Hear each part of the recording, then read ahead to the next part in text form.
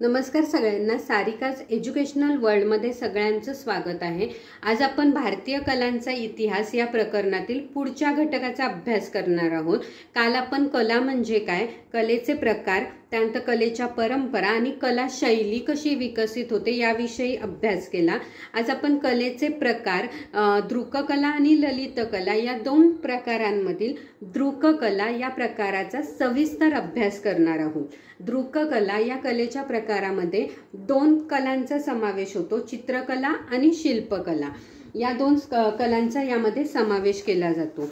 चित्रकलेचा जर विचार केला तर चित्रकला ही द्विमितीय स्वरूपाची असते। द्विमितीय म्हणजे अशी घटना, अशी वस्तू की जी लांबी रुंदीच्या माध्यमातून आपण मोजू शकतो।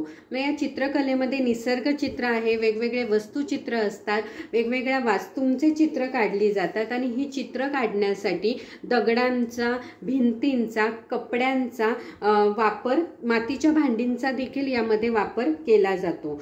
मग या चित्रकलेमध्ये चित्रकारांनी कशा पद्धतीने त्याची चित्रकला विकसित केलेली आहे, त्यातून लोकचित्रकला शैली विकसित होते। या लोकचित्रकला शैलीमध्ये वारली गुहाचित्रे, वारली चित्र परंपरा आणि चित्रकथी परंपरा या तीन घटकांचा अभ्यास केला जातो। या लोकचित्रकला शैलीमध्ये पहिला जो घटक आहे तो म्हणजे गुहाचित्रे। गुहाचित्रांचा जर विचार केला तर भारतामध्ये मध्य प्रदेश, उत्तर प्रदेश, बिहार, तेलंगणा यासारख्या ठिकाणी ही गुहाचित्रे आढळून येतात। पण त्यामध्ये सुद्धा मध्य प्रदेशामधील भीमबेटका या ठिकाणी जी गुहाचित्रे आढळून आलेली आहेत ती प्रसिद्ध आहेत आणि त्या गुहाचित्रांचा सांस्कृतिक वारसा स्थळामध्ये जतन करण्यात आलेली आहेत। या गुहाचित्रांचं वैशिष्ट्य असं आहे की जेव्हा मानवाची उत्क्रांती होत होती, म्हणजे त्याच्या उत्क्रांतीचा कालखंड ते शेती करण्यापर्यंतचा त्याचा जो जीवनाचा प्रवास आहे, अस्थिर जीवनापासून ते स्थिर जीवनापर्यंतचा प्रवास या गुहाचित्रांमध्ये रेखाटलेला आहे। यामध्ये वेगवेगळ्या मनुष्यांच्या कृती आढळून येतात, त्यानंतर वेगवेगळ्या आकारांचा समावेश केलेला आहे।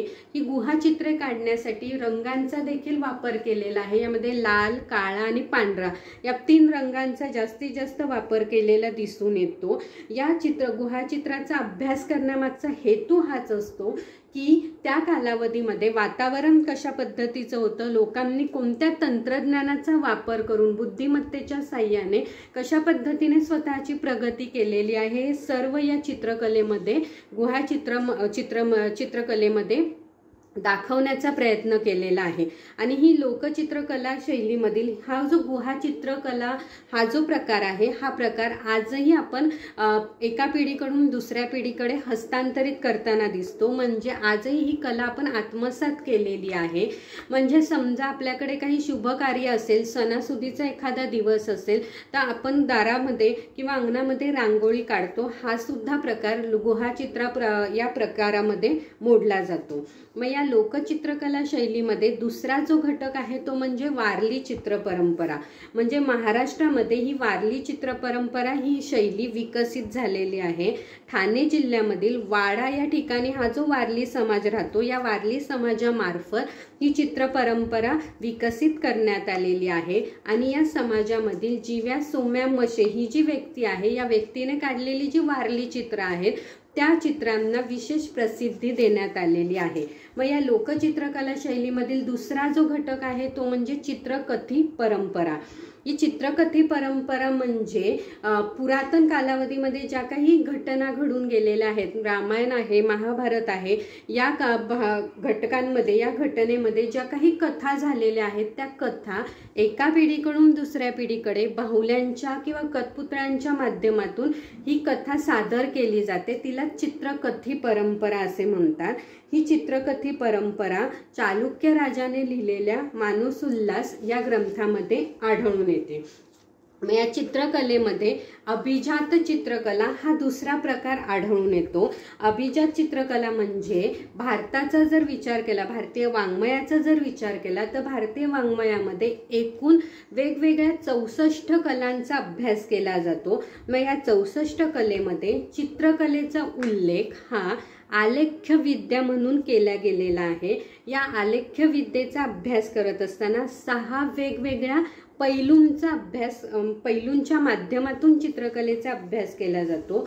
म्हणजे चित्र काढत असताना कोणत्या प्रकारचे आकार आहेत, प्रमाण कसे आहे, भाव कसे दर्शविलेले आहेत, त्यानंतर चित्र काढताना रंगसंगती कशा पद्धतीने वापरलेली आहे, ते चित्र प्रत्यक्ष वास्तवदर्शी आहे की नाही, या सर्व घटकांचा अभ्यास या चित्रकलेचा अभ्यास करताना केला जातो। मग ही जी चित्रकला आहे, ही चित्रकला पुराणांमध्ये किंवा वेगवेगळ्या ग्रंथांमध्ये नमूद केलेली आहे आणि त्याचा उपयोग जेव्हा एखादी वास्तू बांधली जाते किंवा मंदिरं बांधली जातात तेव्हा या चित्रकलेचा वापर केला जातो। मग या चित्रकलेमध्ये हस्तलिखित लघुचित्र हा दुसरा प्रकार बघायला मिळतो। मग या हस्तलिखित लघुचित्रामध्ये मुख्यतः पर्शियन युरोपियन चित्रकारांचा, त्यानंतर दख्खनी चित्रकारांचा प्रभाव असलेला दिसून येतो।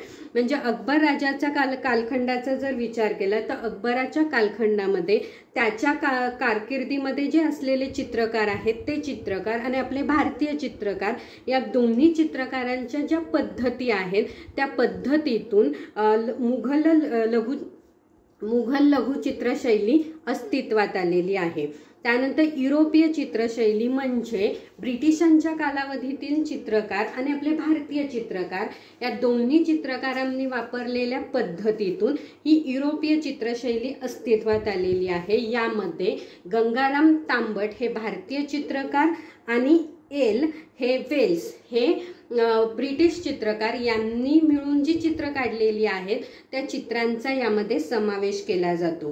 गंगाराम तांबट यांनी सवाई माधवराव आणि नाना फडणवीस यांचं चित्र बसलेल्या अवस्थेत असलेलं चित्र काढलेलं आहे आणि त्यांनी काढलेली चित्र ही आजही अमेरिकेतील एल विद्यापीठामध्ये, एल सेंटर ऑफ ब्रिटिश या ठिकाणी जतन केलेली आहे आणि भारतामध्ये, महाराष्ट्रामध्ये मुंबई या ठिकाणी असलेल्या जे स्कूल ऑफ आर्ट या ठिकाणी त्यांची चित्र जतन करून ठेवलेली आहेत आणि त्या चित्रांचा अभ्यास करून त्या कला शाळेमधून अनेक चित्रकार नावारूपाला आलेले आहेत।